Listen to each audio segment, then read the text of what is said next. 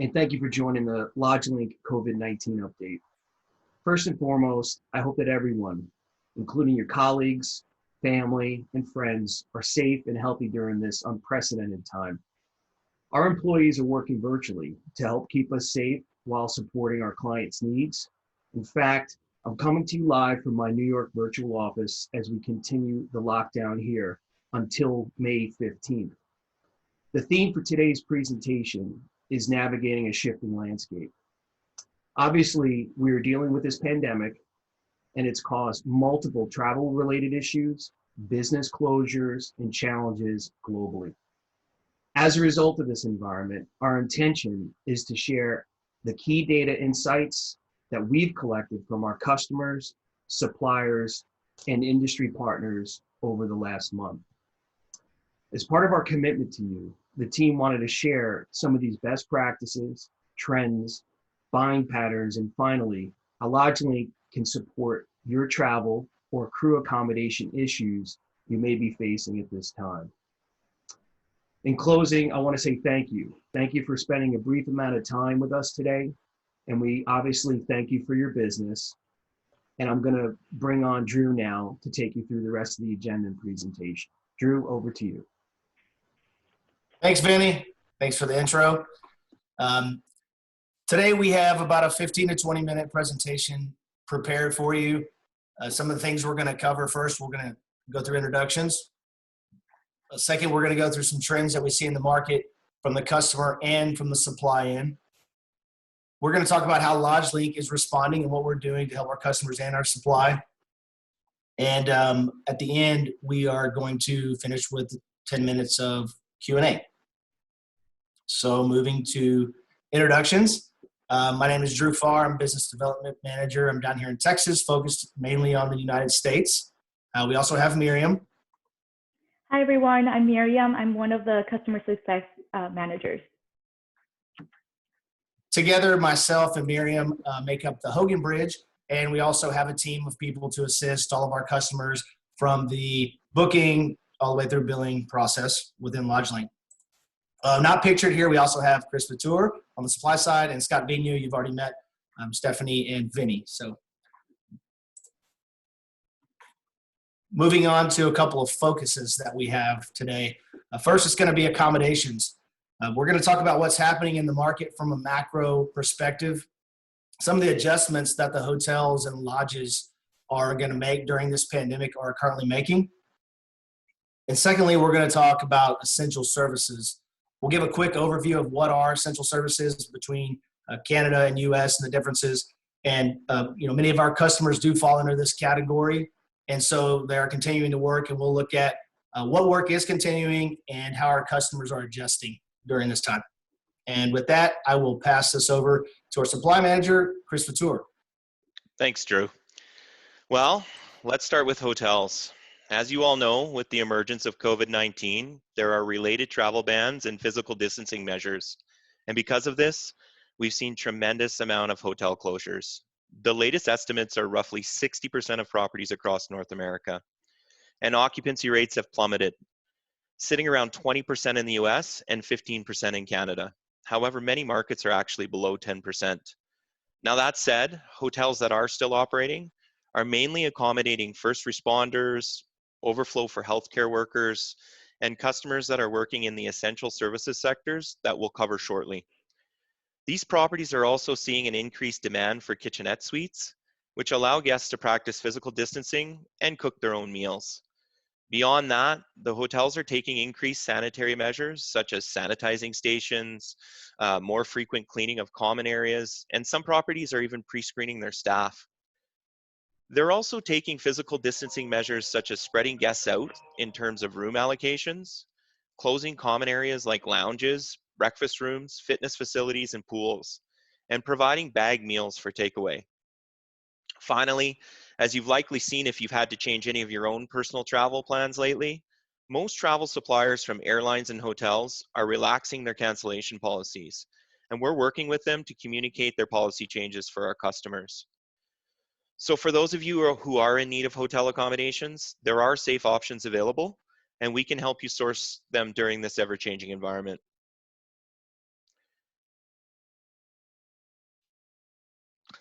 So when we talk about lodges or camps, it's an interesting time in Canada as the outbreak of COVID-19 is coinciding with spring breakup, and many of the lodges are shut down due to road bans and decreased activity in their areas anyway. However, the lodges that are remaining open, they are mimicking the increased sanitary and physical distancing measures that the hotels have implemented. And again, if you need any help navigating which lodge or camp facilities are still open, our team will be happy to help secure some availability for you and make your team aware of the safety measures that have been put in place for each facility. If you have any questions regarding the current state of your hotels or lodges in your area, please submit a question through chat. It will be received anonymously and we'll get to it during the Q&A session. And with that, I'm going to hand you over to Scott Vigneault, our Manager of Market Growth, to review what work is still happening and to look at the essential services situation in Canada and the US. Thanks, Chris. And good afternoon, everyone that's joining us. It's great to be able to provide an update and share some of the insights that we've come to know over the past 4 to 6 weeks and hearing from our customers and our suppliers. So I'm going to spend the next few minutes just touching on 3 key topics. The first being, what work do we see continuing in this operating environment? And then we'll take a look at the definition of essential services and how it's differing between Canada and the US and some of the nuances that we see within the States. And then lastly, I'll give some examples of how our clients that are continuing to work are adjusting in this time and some of the examples of how we've been able to help support them. So to start with what work's continuing, obviously with the onset of coronavirus in parallel with oil prices being down more than 50% on the year, a number of our clients have really halted operations or significantly reduced their operations. We're also seeing project delays in terms of projects that we're bidding on. We're seeing projects be pushed into the 3rd, 4th quarter of this year and even into next year. But that being said, there is work that is continuing, and primarily in services and industries that are being deemed essential. So essential services are being defined relatively similarly between Canada and the US. In essence, any service that is preserving life, health, and maintaining societal functions is continuing.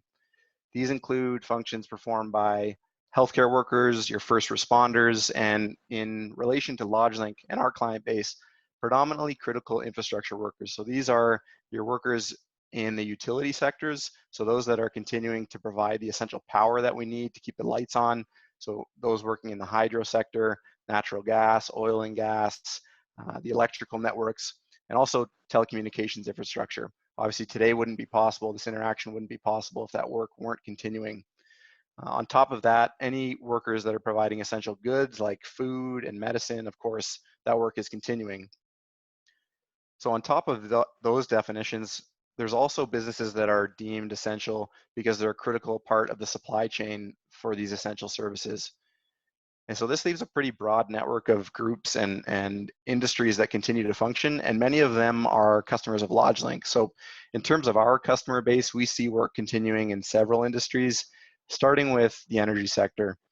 Even though there's a bit of a perfect storm right now with coronavirus and the decreased oil prices, along with spring breakup in some areas, we see drilling activity is certainly down.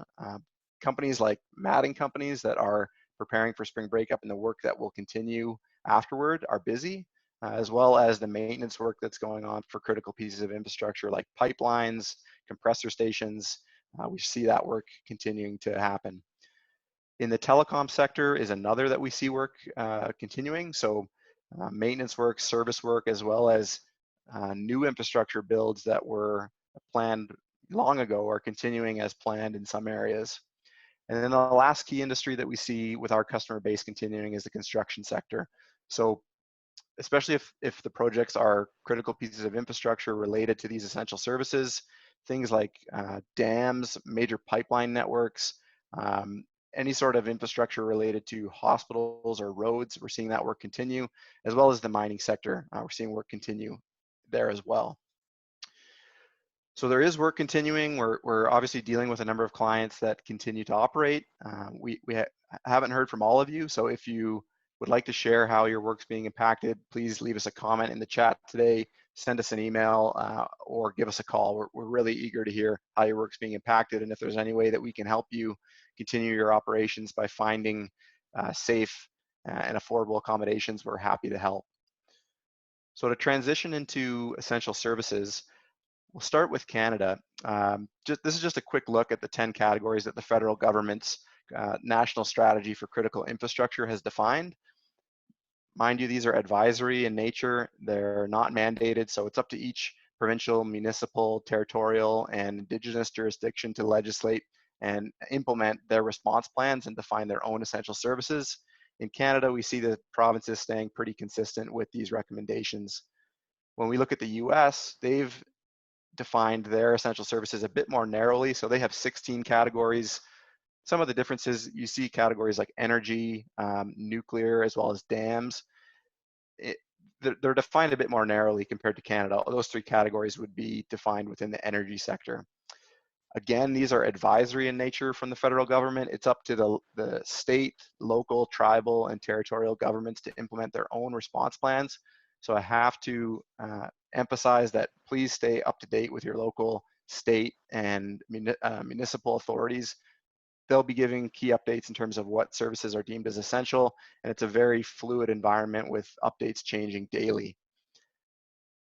The last point that I want to touch on is some examples of what our customers are doing in this environment. So, of course, many have stopped operating due to coronavirus, due to low oil prices, variety of factors. But those that are continuing to work on essential service projects, we see them taking enhanced measures to keep their people safe. So, of course, starting with physical distancing, maintaining 2 meters apart on job sites is critical.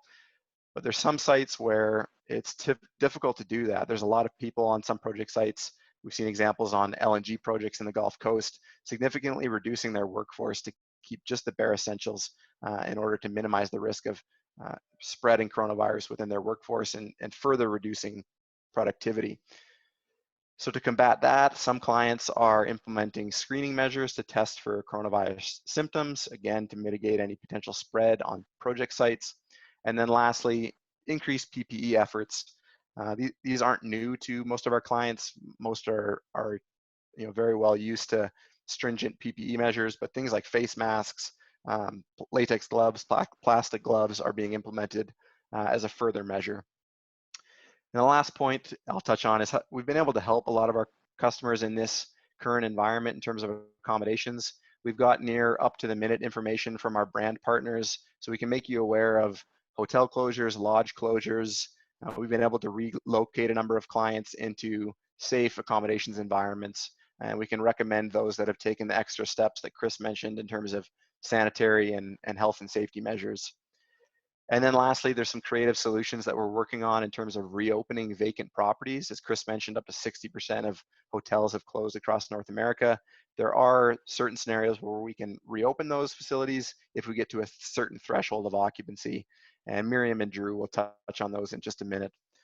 So I hope that helped. These are just some of the thoughts and trends that we've noticed from our clientele over the past 5-6 weeks. With that, I'm going to pass it back over to Miriam to take a look at what we're doing internally to help mitigate the coronavirus impact on the LodgeLink business as well as our service to our customers. Thank you, Scott. Again, my name is Miriam. I'm one of the customer success representatives here at LodgeLink. So I wanted to start by saying that our team here at LodgeLink is doing a few things to provide our continued service to our customers. Importantly, we're putting our health and safety first. So we're taking care of ourselves by practicing physical distancing, and we're currently all working remotely.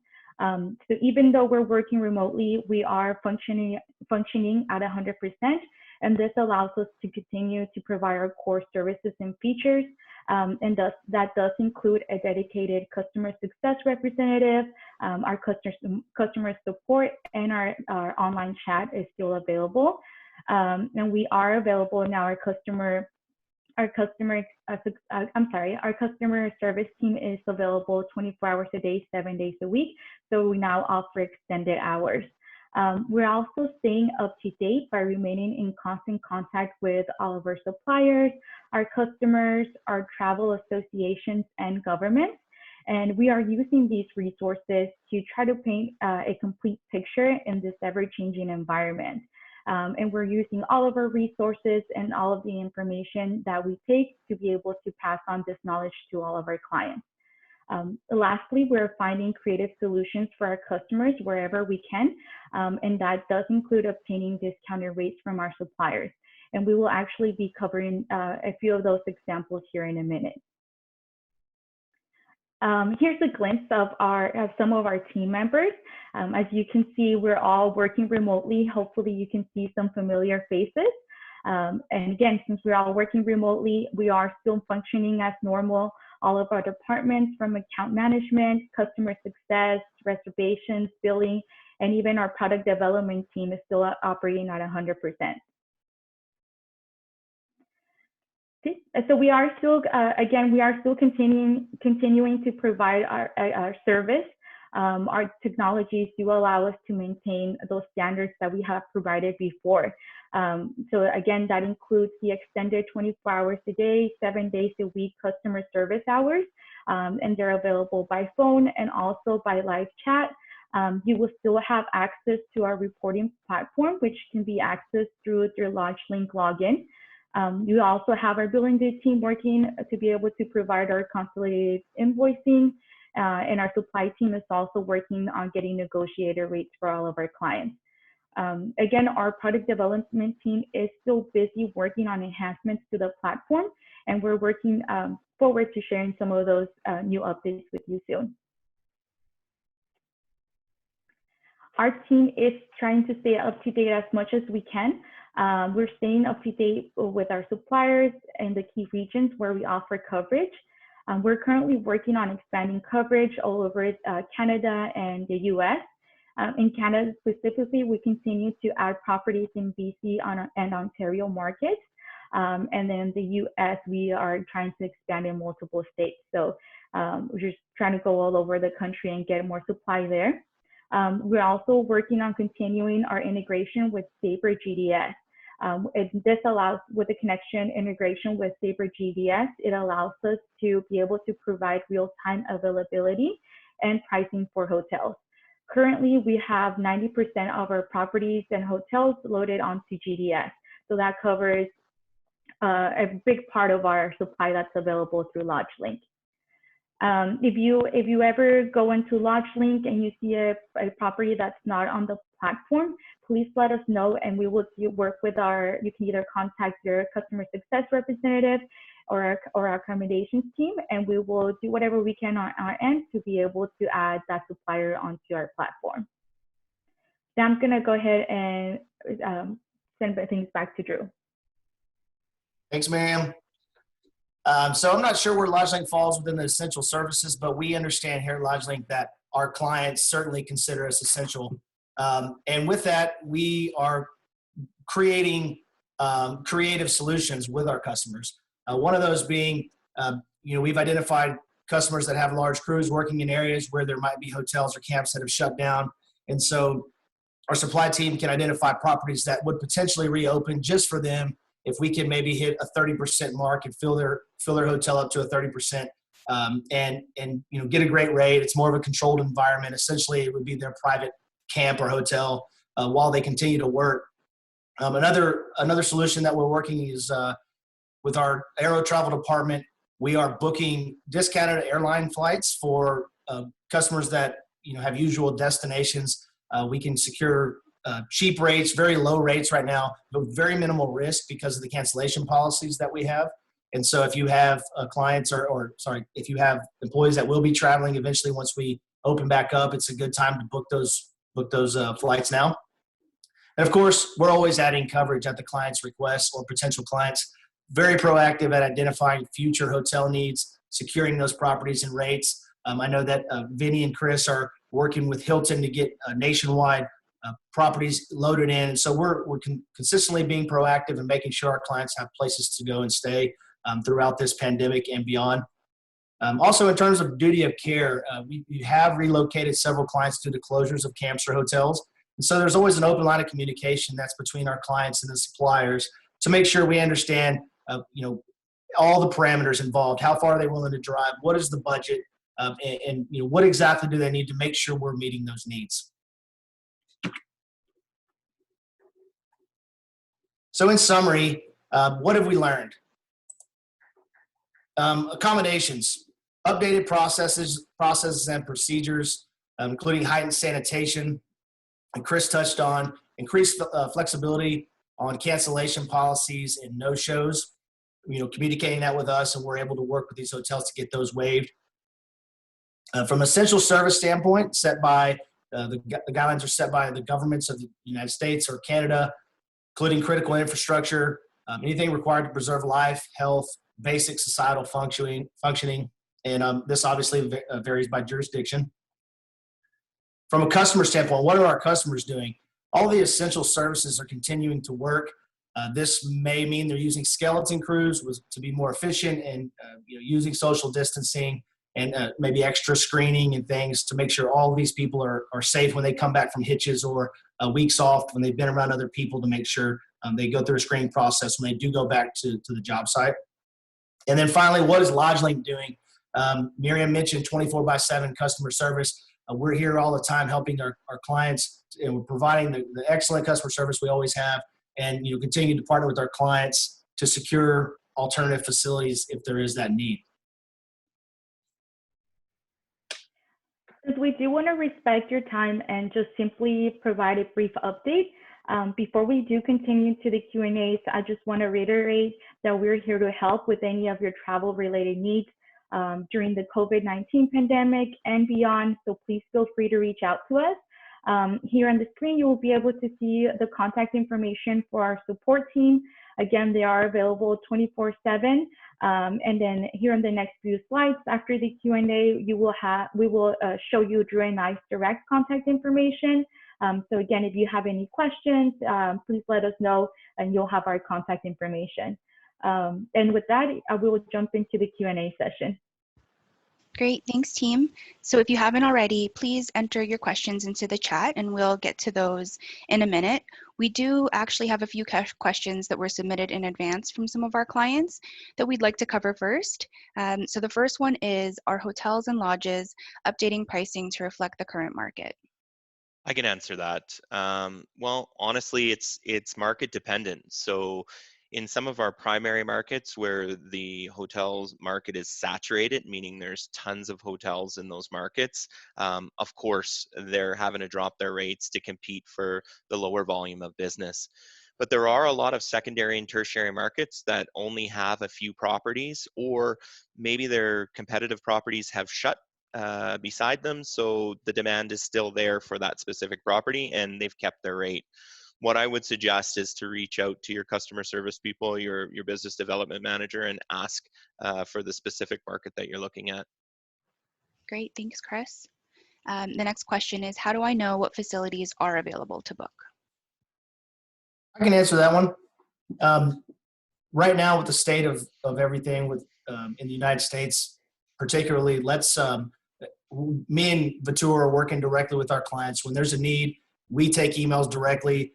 Typically, I pass it to Vitur. He's identifying potential properties and working with our partnerships that we've built to make sure that we can get you in quickly, efficiently, and have a great rate. So for now, come straight to us with these questions, and we'll be able to get back to you quickly on what facilities that are available in the areas. Great, thank you, Drew. What happens to my bookings if I have to cancel? I'll answer that. So we are working with our suppliers to work with them to provide lenience when it comes to cancellation fees, especially during this time. So if you do need to make a modification or cancellation to your booking, please reach out to us, to either your customer success representative or also our customer service team. And again, they're always here available to help, and they will be able to manage that cancellation for you. We do ask for at least a 24-hour cancellation notice, and that's just for us to be able to prevent any cancellation fees. But we're absolutely here to be able to assist you with any cancellations or modifications. Great, thank you, Miriam. And the last question, if a property is closed, how do I know when it's going to reopen? Sure, I can take that one as well. It's dependent on what the market's going to look like with the emergence of COVID-19 and how long this lasts. But it's not such a simple question in that they will reopen if there's demand in the market. So if your business or any other businesses are going to create enough demand for them to hire their staff back and get the property up and operational, they'll go ahead and do that. Again, reach out to one of your team, Drew or Miriam, and inquire about it, and we'll try and help you out with that. Great, thank you, Chris. And if there are no more questions, if anybody wants to pop in another one in the chat there. Otherwise, I think that's it. Great. If there are no more questions, we'll go ahead and wrap up here. You will receive a follow-up email with the recording of this video for you to either rewatch or share with colleagues. Any feedback would be appreciated on these, because we plan on doing some of these going forward, and hopefully you'd come back and join us. On behalf of the entire LodgeLink team and everybody on this call, thank you for your continued support. And we hope you and your teams and your families are all in good health during this difficult time. Stay inside and enjoy family. And we'll see you guys soon. Our contact information is right here. If you have any questions regarding crew travel, let us know. Thank you. Thank you. Bye, guys. Stay safe. Thanks, everyone. Bye.